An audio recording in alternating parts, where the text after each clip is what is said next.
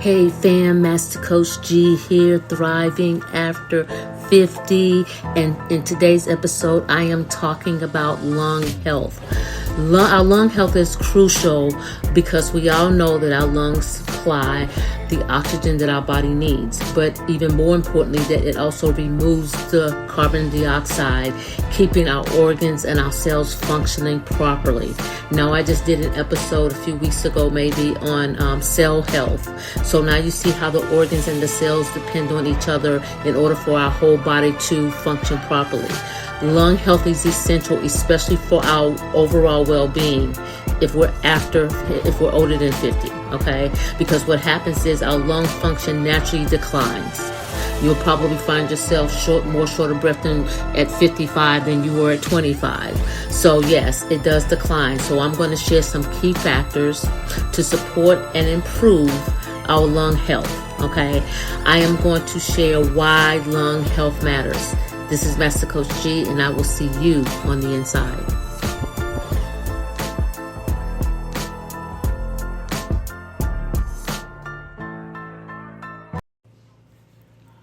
Hey fam, Master Coach G here, thriving after 50, mind, body, soul.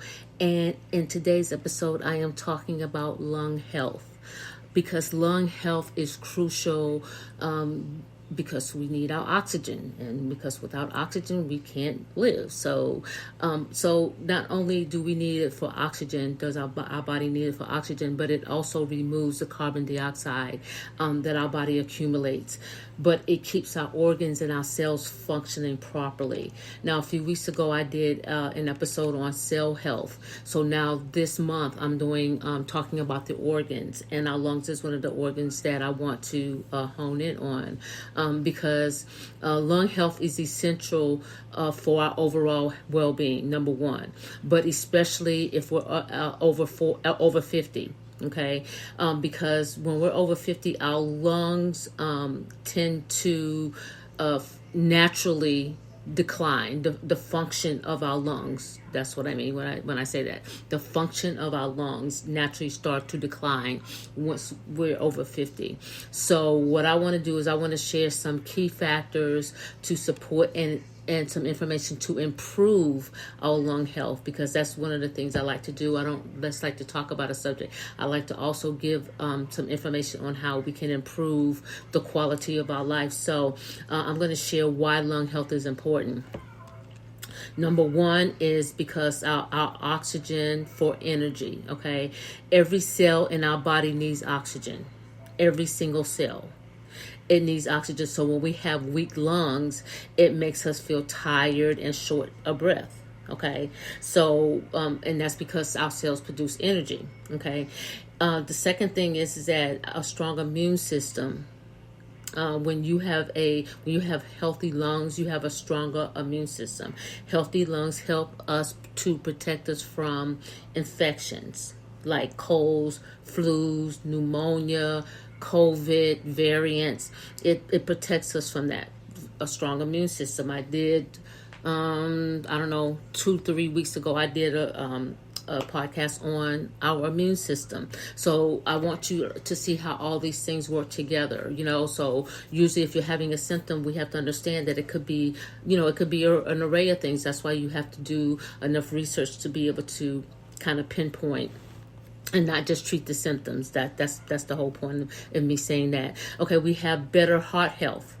Okay, so that's why our lungs are important, because the thing about our heart and our lungs is that when our lungs are working efficiently, our heart doesn't have to work as hard to pump blood for us to be able to get the rich oxygen in our blood. Okay, that's why it's important to have healthy lungs. Okay, it also affects our brain. Our brain needs oxygen.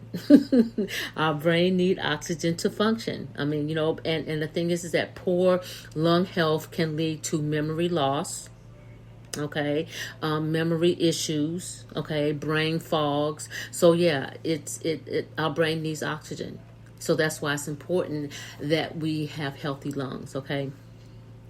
Longevity and quality of life should be something that we should focus our attention on, because that helps us to, that will give us the opportunity to continue to have strong lungs. And we do have to work at that. There's things that we can do in order to improve our lung health, and I'm going to cover those things before we get out of here today. So strong lungs support an active lifestyle. Okay, so that's going to help your longevity. That's going to help your quality of life. Okay, and you want longevity, but you want it to be a good quality of life. Strong lungs help to support that, because then you can be more active. Okay, and it becomes a lifestyle. It also allows you to be able to exercise. I thank God, because on Sundays, Tuesdays, and Thursdays, I ride the cycle at the gym. I do a total of 15 miles a week on the bike, and I do a total of I think it's like 20 miles walking on the treadmill. So thank God for my lung capacity, because that allows me to be able to be active and get my exercise in. It also affects your sleep as well, okay? Which means you can sleep better when you have good lung health. And I know you may say, well, what has one got to do with the other? But sleep apnea is a part of the lungs that we're talking about here. So, and I'm going to touch on that a little bit later as well. So yes, it can affect your sleep, but if you have good lungs where you don't have any disruption in your sleep pattern, then you're good. Okay, you just get to enjoy daily activities when you have healthy lungs. Okay, and I think that in order to understand that, then you have to either know what it's like to be limited, or you have to be around someone who is. For instance, my mother is on oxygen, so her quality of life is not so that she's active.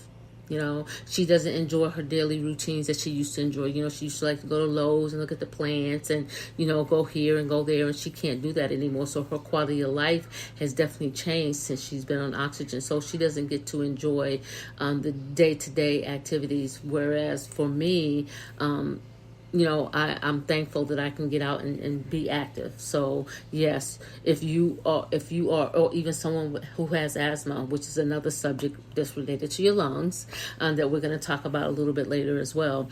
But having healthy lungs is basically a prevention of chronic diseases. Okay, so keeping your lungs healthy lowers the risk of us having the COPD, which is a lung disorder. Okay, lung cancer, pulmonary fibrosis. So those are the things that it helps to protect us from when we have healthy lungs, because you have the long-term lung disease, like the COPD. Okay, which is a disease that makes it harder to breathe over time. Which is one of the symptoms that my mother has. It's hard for her to breathe, comfortably over time. Okay, and often it's caused by smoking. But my mother hadn't smoked in years. But there was a point in time in her life she did smoke. So her having it now is a result of what she did a number of years ago. So whether it's smoking or breathing in harmful chemicals. So let's say that you're just, it's the weekend and you're cleaning your bathroom. You're doing your housework and, you're using the bleach and the Pine Sol and the Fabuloses and all that good stuff. Well, it's really not good for you, but let's say you are. So all those things have chemicals in them, and what you're doing is you're inhaling them, which can lead to respiratory problems.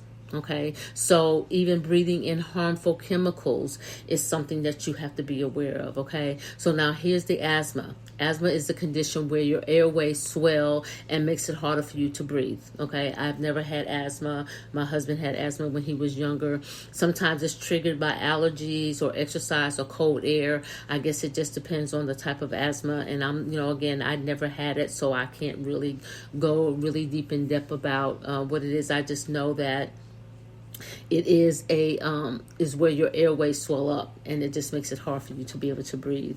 Pulmonary fibroids is the scarring of the lungs that makes them stiff. I guess it's like a piece of leather, so it feels like you're out of breath easily. Okay, so when you have fibroids in your lungs, that's what that is. And so some short-term lung problems are pneumonia, which is an infection that fills your lungs with fluid, causing you to cough. You may have a fever, probably more than likely, and you'll have a lot of trouble breathing. That is some of the symptoms of pneumonia. Tuberculosis is another thing. It's a serious bacteria that affects mainly your lungs, but it spreads through, it will spread if it's untreated. So that's why it's important to make sure that you are tested for tuberculosis depending on the symptoms that you have. Bronchitis is inflammation of the airways that's often caused by cold weather or the flu, leading to coughing and mucus buildup. Okay, so my mom has bronchitis. Well, she had it. She hasn't had it for a while. It's not something that's like every day. It's one of those short-term things. You get it. You may not have it for 3, 4, 5 years or whatever. Then it'll come back. Okay, so I know that we don't always relate our lungs to like the blood flow, but there's a blood flow problem in the lungs. Is called pulmonary hypertension, which is high blood pressure in the lungs, okay, making the heart work harder to pump the blood. Okay, so it's called pulmonary hypertension. It's high blood pressure in the lungs, and it makes it harder for your heart to pump the blood. So you have to be aware if you're having symptoms where you feel like your heart is working extra hard. It's probably the hypertension in your lungs. Now, who would have guessed that you would have hypertension in your lungs? But see, there you have it. Pulmonary embolisms is a blood clot in the lungs that can be dangerous because it can cause you sudden breathing problems. I'm talking about like stopping on a dime type of thing, okay? So that's why we have to be careful with, our lungs. They're a very important organ, and we very much need them. Okay, now the sleep apnea. The sleep apnea is where breathing stops and starts while you're sleeping. Okay, which can lead to snoring and tiredness. But can you imagine? Well, I can't even imagine because I don't have sleep apnea, but it's a condition where breathing stops. Now that's kind of scary. I mean, to me, I'm just saying, maybe it's, and I know there's people who really deal with that. That's a real condition, so now you see why our lungs are so important. And again, when you're over 50, we have to remember that our lung function naturally declines. It just naturally does. And yes, there's things that can speed that up. Yes, like being in around pollution in the air, smoking, secondhand smoke, whether you smoke or secondhand smoke, whatever. But yeah, we have to make sure that we are doing what we need to do to support and improve our lung health. So what I'm going to do now is I'm going to share some key factors that's going to show us how to support and improve our lung health, okay? Breath work and exercise, okay? Deep breathing exercise, where you are doing those really deep breaths where you feel it all the way down in your diaphragm, and which helps you expand your lung capacity, okay? So yes, if we do that, and of course regular physical activities such as walking, swimming, yoga, stretching, even like lunges, just some type of physical activity. You got to get it in, okay? The deep breathing and the exercise, the deep breathing exercises and regular exercise are two good things where you can start. That's a good place to start right there. Okay. Your air quality and detoxification. Avoid exposure to pollutants like smoke, chemicals, anything that's going to irritate your lungs. Okay. Use an air purifier and open the windows to get ventilation. In the springtime, even though there may be pollen outside, I really like to open up the windows in the house, especially on a nice cool morning. So open up those windows, just crack them a little bit just to get a little ventilation through the house, especially, we're still in winter, and sometimes the house can get, stuffy and hot and just same old air that's being circulated throughout the house. So yes, it's a good thing to crack your window. Okay, practice steam therapy or use a humidifier to clear the airways. Okay, so if you have, if you have a blockage, like if your lungs feel like they, how, like if you feel like you have something and you feel like you can't breathe, but this practice the steam therapy, because that's always good. What I normally like to do is I'll get like a pan of hot water or a pot of hot water, and I'll cover my head up with a towel and over the hot pot, and let the steam from the water open up my airways. So that's, and I think that, practicing that is probably better, and yeah, you can use a humidifier, but that's my humidifier because the steam is going directly to my lungs. So, nutrition for the lungs. Now, I know that you will think it's like nutrition. Yes, nutrition for the lungs. Foods that's rich in antioxidants like berries, green leafy vegetables. It reduces lung inflammation. Okay. Omega-3s reduces lung inflammation. Vitamin D, of course, sunlight, mushrooms, fortified foods that's linked to better lung health. Okay. Hydration, yes, you got to get your water. And, again, we're touching on two of the principles already. Hydration keeps mucus thin, helping you to have clearer lungs. So let's say you have allergies to pollen, and mucus starts to build up. The more water you drink, the more hydrated you are, the thinner the mucus is going to be, which is going to help you to have clearer lungs. Okay.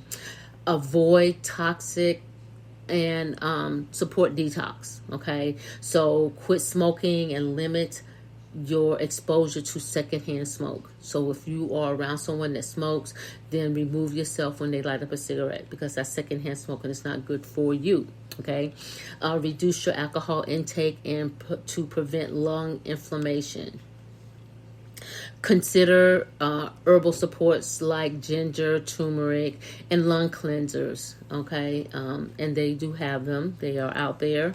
So you want to monitor and maintain good lung function. So just be aware of the early signs of, your breathing issues, shortness of breaths, if you have a persistent cough, and get regular checkups, especially if you have allergies, asthma, or any respiratory concerns. Okay, that's what I have for you today. I hope that this episode has added value to your life. If it has, please share it with someone so that they may benefit from it as well.